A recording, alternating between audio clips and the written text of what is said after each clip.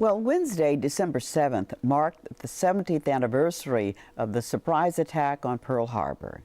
Next, we hear from several Bay Area survivors about how that morning forever changed their lives. Here is an excerpt from This Is Us series on KQED Plus. For young men that had grown up on small farms and in small towns across the nation, a train trip to a California military base seemed like an epic journey. And being a blue water sailor in Hawaii held the promise of paradise.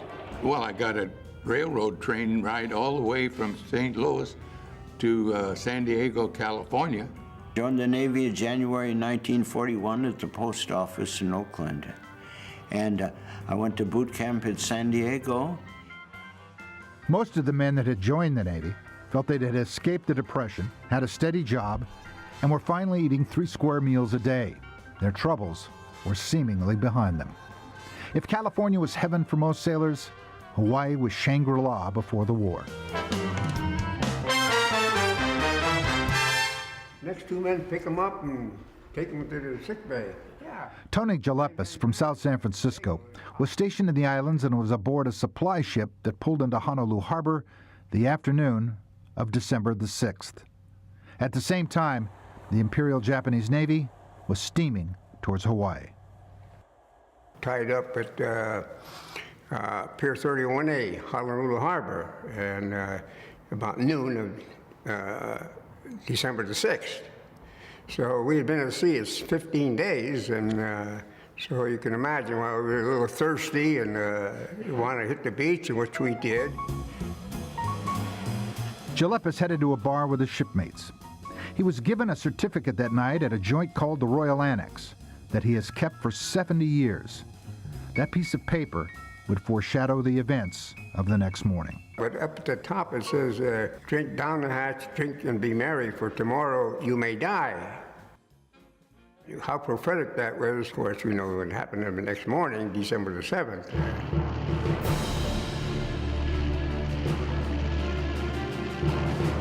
On the morning of December 7, 1941, the Japanese Armada was 200 miles north of Hawaii.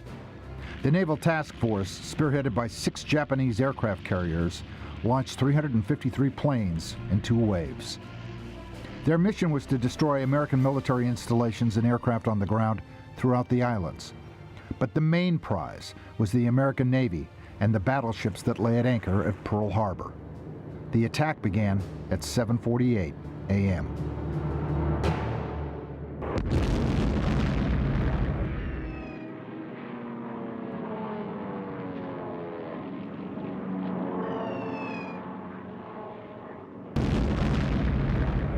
I was awakened by the bed shaking, the windows rattling, and I thought to myself, the GD Army is doing war games again.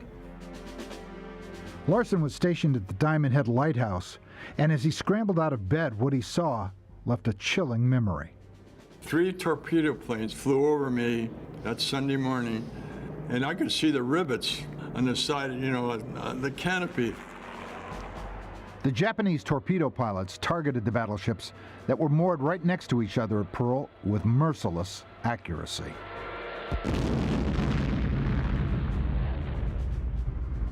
Around 8 o'clock, I heard this noise, and then the general quarters sounded, man your battle stations.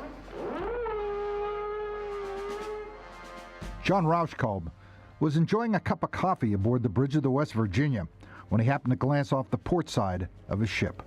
I could see a Japanese plane headed for my ship. I felt 6 torpedoes hit the port side of my ship.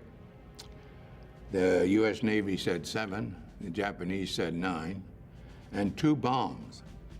And that big bomb that sank the Arizona, they had one of those specially designed for each battleship in the harbor. The one that hit the West Virginia came down pretty close to me on the starboard side. Went down 3 decks and didn't explode, just sat there. But the one that hit the Arizona hit the forward magazine, and it blew up that whole magazine, and that's what destroyed the ship. At 6 minutes after 8 a.m., the Arizona blew up and sank with a loss of 1,177 sailors out of a crew of 1,400. The Oklahoma capsized and the Utah also sunk. The difference between living and dying on the morning of December 7, 1941, was a matter of fate, chance, and luck. One sailor aboard the sinking West Virginia dove into the oil-coated water that was on fire. Several days later, his obituary appeared in his hometown newspaper. He still carries that obituary with him 70 years later. As I reported in over there, my fellow sailor, Jack Casperson, reported at the same time. I don't know where he'd been. He didn't know where I'd been. Personally, it didn't give a damn anyway. But the repair party said, yes, go up amidships and put that fire out. Yes, sir. So, Jack, here's what we're going to do. I'll go in with my hose, and you spray your hose on me. I'll come out, you go in, and I'll spray my hose on you. And that's the procedure we used, and we put that fire out. Nobody showed up to relieve us, and it was hot. It was so damn hot, all I had was skivvies on, and they were just about shredded from the heat. It would take almost 4 more years for the United States to fight their way back across the Pacific. The end of the war wasn't officially over until the Japanese finally surrendered aboard the USS Missouri on Tokyo Bay on September 2nd, 1945.